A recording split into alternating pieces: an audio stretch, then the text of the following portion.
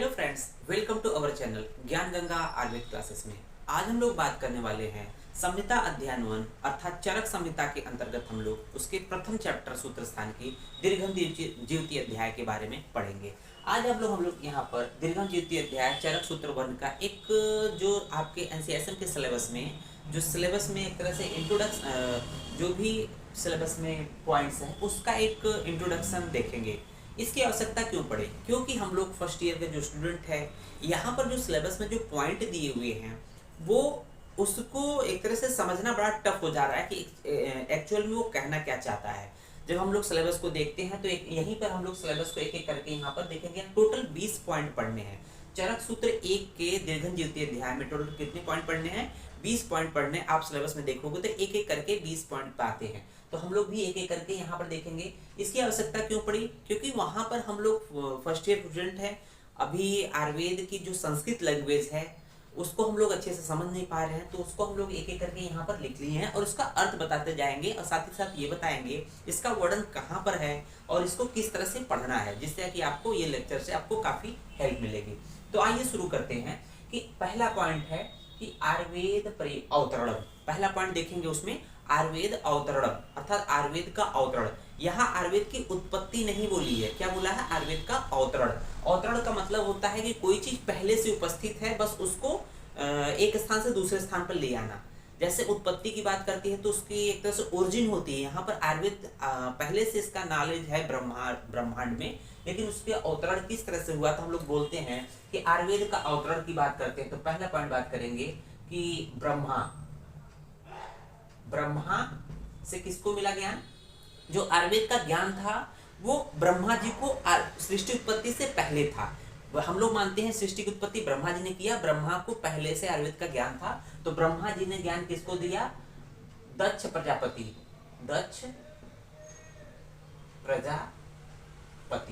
दक्ष प्रजापति से किसको ज्ञान आया? अश्विनी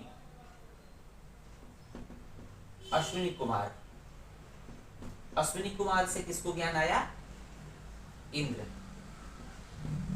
इंद्र से किसको ज्ञान गया? भरद्वाज से किसको मिला? आत्रेय। और आत्रेय से 6 शिष्य, जो 6 शिष्य थे आत्रेय के, उन्होंने अपने शिष्यों को दिया। तो देखेंगे यहाँ पर याद कैसे करना है। बी डी ए बड़ा हो गया, इबा तो ये हो गया अश्विनी कुमार तक BDA। फिर इंद्र से शुरू करेंगे तो ई बी का इसका भरद्वाज का B, आत्रेय का A, 6 शिष्य का S हो जाएगा। तो बड़ा इबास हो जाएगा। ये कोड आपको याद कर लेंगे। इस तरह से हम लोग देखते हैं कि यहाँ पर जो था ये जो है इंद्र तक क्या था? ये स्वर्गलोक तक बात हो रही थी, स्वर्ग में थे इंद्र। और इसके बाद ये पृथ्वी लोक की बात हो रही है। तो कुछ इस तरह से हम लोग देखेंगे यहाँ पर। ये अभी डिटेल में इसको पढ़ेंगे, आपको इंट्रोडक्शन के पॉइंट ऑफ व्यू से हम लोगों ने यहाँ बता रहे हैं, तो कुछ इस सीक्वेंस से हम लोग इसको पढ़ लेंगे। आइए देखते हैं दूसरा जो हम लोग का पॉइंट है। दूसरा पॉइंट है आरोग्य से चतुर्वर्ग प्रधान कारण। आरोग्य के 4 प्रधान कारण कौन कौन से हैं? तो यहाँ पर हम लोग देखेंगे श्लोक नंबर 15 में देखेंगे दूसरा पॉइंट क्या है कि धर्म अर्थ काम मोक्ष। धर्म अर्थ काम मोक्ष, ये धर्म अर्थ काम मोक्ष आरोग्य के 4 प्रधान कारण हैं। मीन्स धर्म का मतलब जिस व्यक्ति का हर एक पर्सन टू पर्सन का जो अपना एक कर्तव्य है, रिस्पॉन्सिबिलिटी निभाएगा। अर्थ मतलब होता है कि अपने परिवार के भरण पोषण के लिए, अपने जीवन के भरण पोषण के लिए कुछ धन दौलत या पैसा कमाएगा। काम का मतलब होता है कि जिस तरह से उसका जन्म हुआ पिता के थ्रू, तो वो भी अपनी रिस्पॉन्सिबिलिटी निभाएगा, संतान उत्पत्ति करेगा। मोक्ष का मतलब हो जाएगा कि एक समय के बाद जो है वो आध्यात्मिक जीवन में प्रवेश कर जाएगा। इस तरह से ये व्यक्ति आरोग्य अर्थात स्वस्थ रहेगा। तो ये चीजें धर्म अर्थ काम मोक्ष के बारे में यहाँ पढ़ना है हम लोग को। फिर देखेंगे तीसरा पॉइंट हम लोग क्या बता रहा है, त्रिसूत्र आयुर्वेद। त्रिसूत्र आयुर्वेद क्या है देखेंगे। इसको हम लोग क्या बोलते हैं, त्रिसूत्र को त्रिसूत्र। त्रिसूत्र का दूसरा नाम क्या है? त्रिस्कंद। त्रिस्कंद। हेतु तीन चीजें हैं, हेतु, लिंग, औसत। हेतु, लिंग, औसत को क्या बोलते हैं? त्रिसूत्र बोलते हैं। तीन चीजें हैं, पहला हेतु, हेतु मतलब कारण, हेतु मतलब कारण, लिंग मतलब होता है लक्षण, औसत मतलब होता है चिकित्सा करना। तो हेतु मतलब किसी भी रोग का कारण क्या है उसके बारे में जानना। दूसरा चीज, अगर मान लीजिए अगर किसी को अगर पता है कि ये चीज खाने से ये रोग होता तो खाएगा नहीं।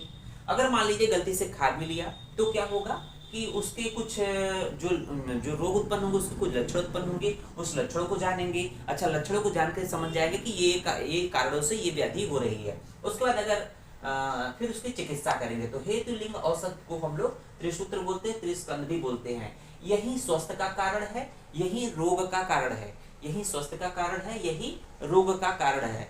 ये एक तरह से स्वस्थ और आतुर, रोगी और स्वस्थ दोनों व्यक्ति के लिए आवश्यक होता है, इसका ज्ञान होता है।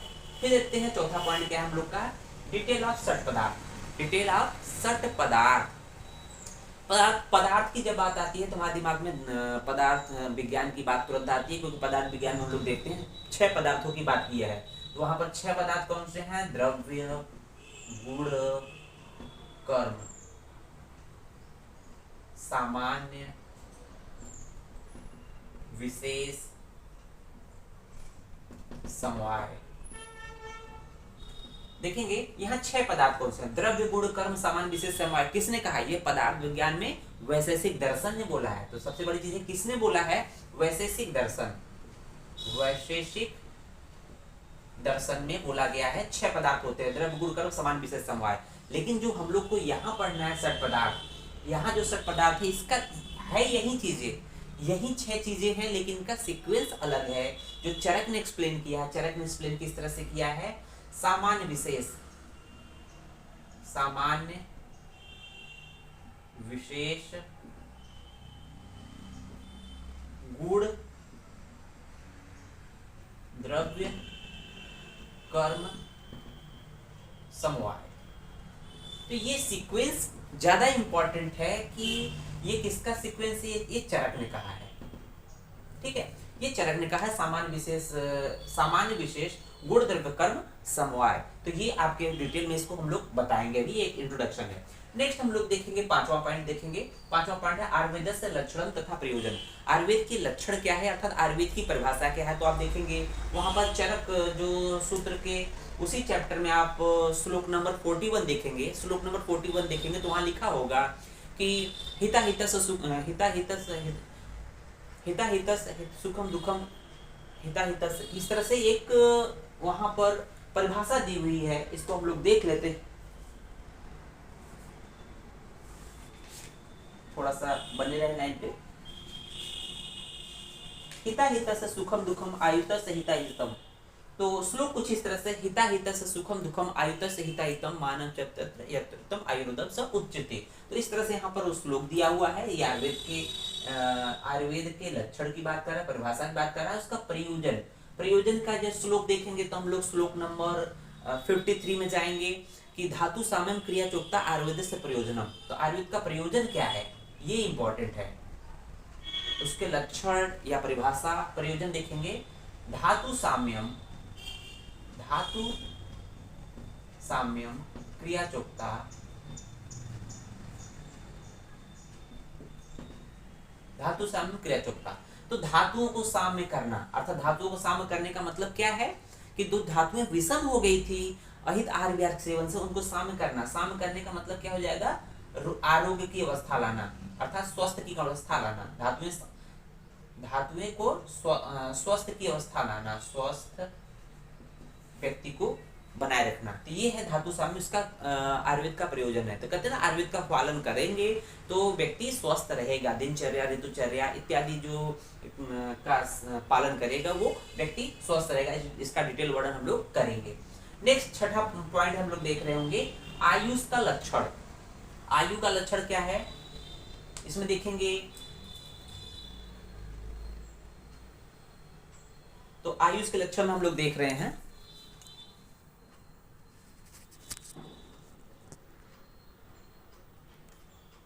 शरीर इंद्री सत्व आत्म संयोगी। तो आयुषो लक्षण का मतलब क्या, आयुषो मतलब लक्षण का मतलब क्या है, यहाँ पर आयु के लक्षण बताना है, आयु की डिफिनेशन। तो आयु किसे कहते हैं ये बताना है आपको। शरीर इंद्री सत्व आत्म संयोगी, तो ये आयु किसके मिलने से बनता है ये बताना है। शरीर इंद्री सत्व प्लस आत्म, ये चार चीजें जब मिलती हैं, शरीर इंद्री सत्व प्लस आत्म का जब संयोग होता है तो ये आयु का निर्माण होता है। अब यहाँ पर नेक्स्ट पॉइंट इसमें है कि इसके पर्याय की बात कर रहा है। पर्याय क्या होगा, तो आयु के पर्याय की बात करेंगे। पर्याय तो हो जाएगा धारी नित्यग, धारी नित्यग,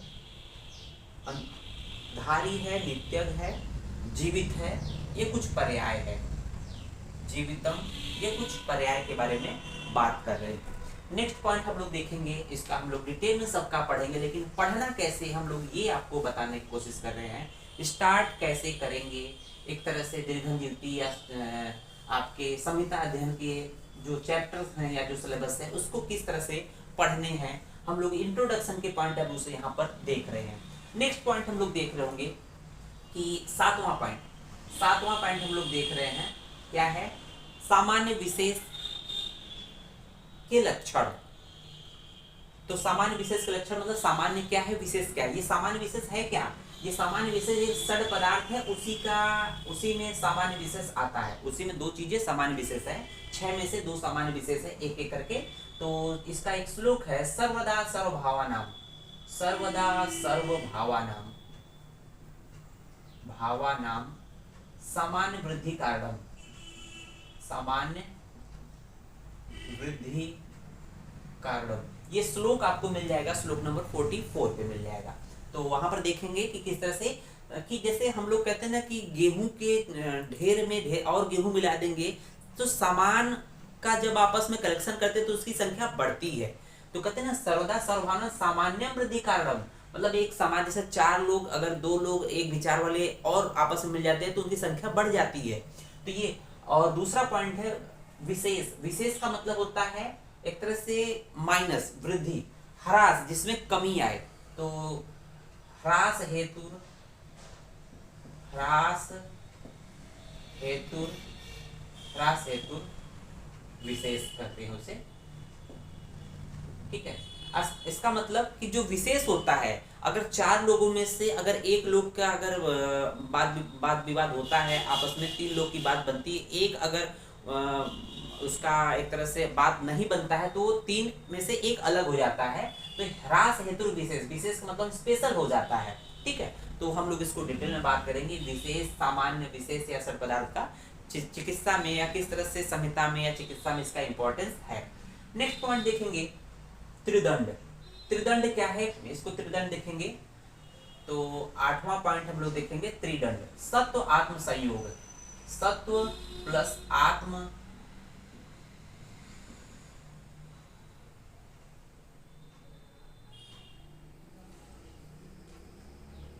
सत्व आत्म के संयोग को हम लोग त्रिदंड बोल रहे हैं। तो इसको हम लोग एक बार देख लेंगे।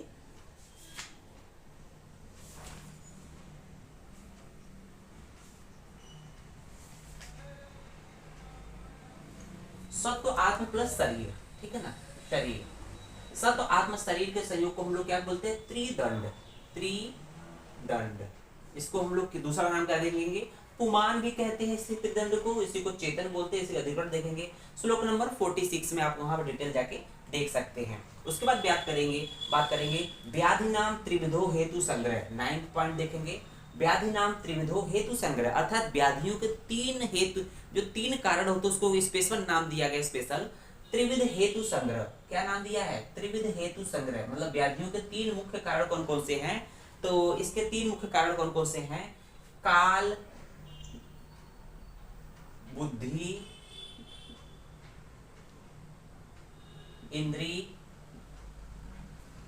अर्थ। काल, बुद्धि, इंद्री, अर्थ का अतियोग, अयोग, मिथ्या योग, अतियोग, अयोग और मिथ्या योग, ये क्या है, ये तीनों क्या है, एक तरह से हेतु हैं किसके, व्याधियों के, व्याधि रोगों के कारण है। तो ये व्याधि के कारण हैं, जिसको हम लोग क्या बोलते हैं, हेतु संग्रह, त्रिविध हेतु संग्रह, इसको बोलते हैं त्रिविध हेतु संग्रह। तो आपका डिटेल में इसको बारे में पढ़ेंगे। 10th पॉइंट देखेंगे हम लोग, व्याधि नाम आश्रय, व्याधियों का आश्रय क्या है। तो व्याधि का आश्रय शरीर तथा मन है। व्याधि का आश्रय क्या है, तो 10th का जो देखेंगे, व्याधियों का आश्रय क्या है, शरीर तथा मन। तो आप लोग पढ़ेंगे शरीर प्लस मन, ये क्या है, ये व्याधि, व्याधि आश्रय है। यही व्याधि आश्रय शरीर का भी स्थान होता है, और यही शरीर तथा मन व्याधि का आश्रय है, तो यही शरीर तथा मन रोग का अर्थात स्वस्थ का भी आश्रय होता है। उसके बाद देखेंगे आरोग्य का कारण, आरोग्य का कारण क्या है। तो आरोग्य का कारण देखेंगे उसी 10th पॉइंट में, कि जो हम लोगों ने त्रिविध हेतु संग्रह देखा, व्याधि के 3 कारण थे, त्रिविध हेतु संग्रह 3 चीज थे, काल, इंद्रिय, बुद्धि, इंद्रिय, अर्थ का अतियोग, अयोग, मिथ्या योग। यहाँ पर चौथा पॉइंट होता है सम्यक योग। सम्यक योग भी होता है, योग 4 प्रकार के होते हैं, अति योग, अयोग, मिथ्या योग और सम्यक योग। ये जो सम्यक योग है, ये क्या है, एक तरह से आपका स्वस्थ या आरोग्य का कारण है, स्वस्थ या आरोग्य का कारण। इसका डिटेल हम लोग देखेंगे श्लोक नंबर 55 में देखेंगे, या 46 में ही देख लेंगे, मिल जाएगा। फिर 11th नंबर पे हम लोग देख रहे हैं आत्मा के लक्षण, आत्मनु लक्षण। तो एक एक करके पॉइंट को हम लोग देख रहे हैं। आत्मनु लक्षण मतलब आत्मा के लक्षण, क्या हो जाएगा, आत्मा का लक्षण, ठीक है। आत्मा के लक्षण में चरक ने क्या बोला है, निर्विकार परस्तत्व सत्वभूत गुणेन्द्रिय। इसका श्लोक आपको, श्लोक नंबर आपको मिल जाएगा, श्लोक नंबर 56। तो श्लोक नंबर आपको मिल जाएगा 56, ठीक है ना। आत्मा के लक्षण में दिया हुआ है निर्विकार परस्तत्व सत्वभूत गुणेन्द्रिय।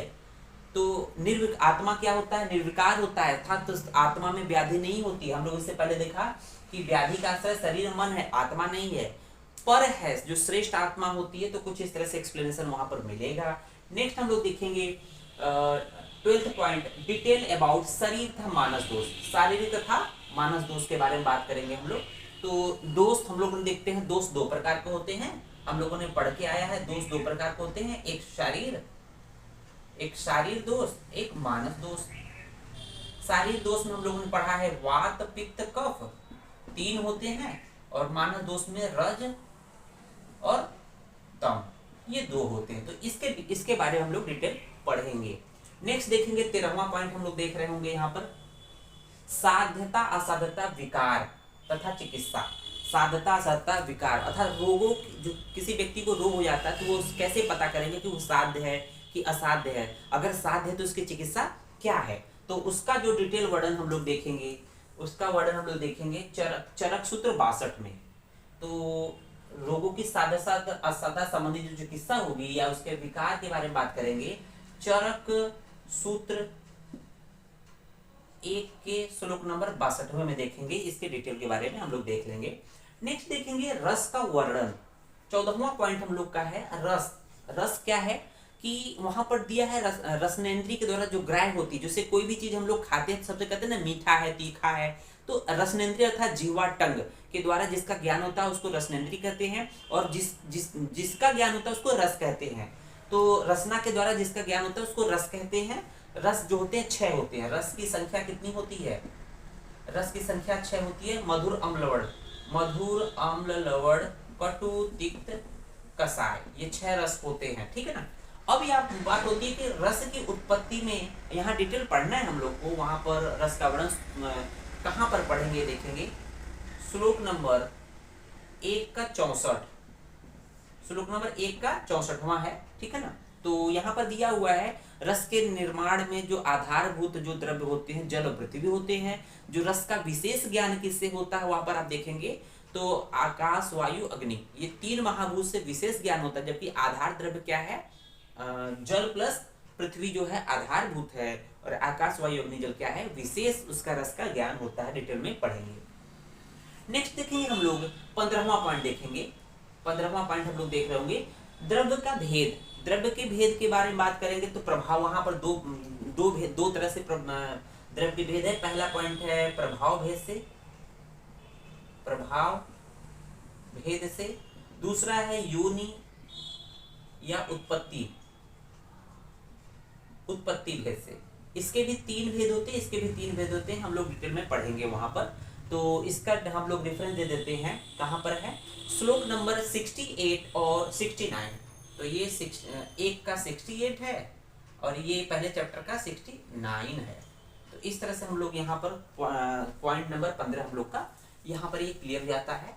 अब हम लोग देखते हैं 16, 17, 18, 19, 20 चार पॉइंट हम लोग के और बचे हैं, 4-5 पॉइंट बचे हैं। इसको हम लोग डिटेल में देख के ये चैप्टर कंप्लीट कर लेते हैं। ये इंट्रोडक्शन के पॉइंट ऑफ व्यू से है। उम्मीद है कि ये चीजें आप थोड़ा सा भी समझ लेंगे तो आपको पढ़ने में आसानी होगी। तो यहाँ देखेंगे पॉइंट नंबर 60।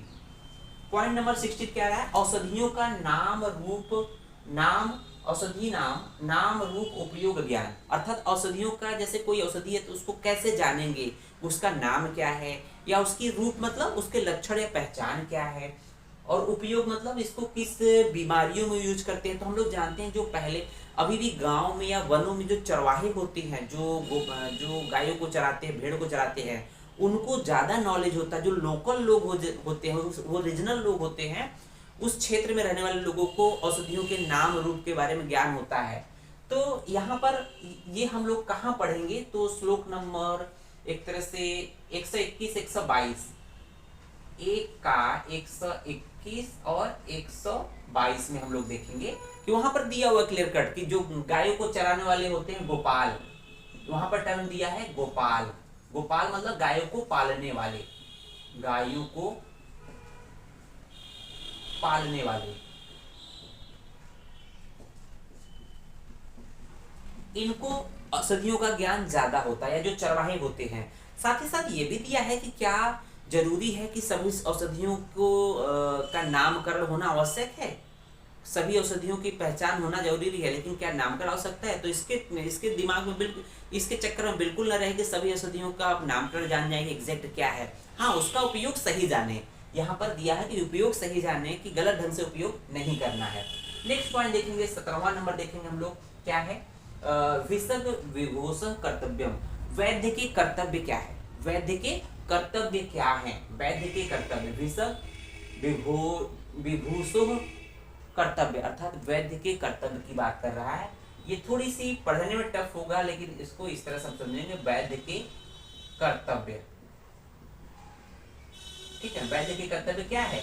वैद्य के कर्तव्य यही है कि औषधियों का उचित प्रयोग करके किसी भी रोगी व्यक्ति को रोगों को दूर करना। तो इसका हम लोग कहां पढ़ेंगे देखेंगे, श्लोक नंबर 124, एक पहले चैप्टर का 124वां नंबर का श्लोक हम लोग यहाँ देखेंगे तो हम लोग को मिल जाएगा। फिर 18वें नंबर का पॉइंट देखेंगे, युक्तस्य भेषज लक्षणम। मतलब युक्तस्य भेषज लक्षण का मतलब युक्ति पूर्वक प्रयोग किए गए भेषज अर्थात औषध के लक्षण। तो युक्तस्य मतलब युक्ति पूर्वक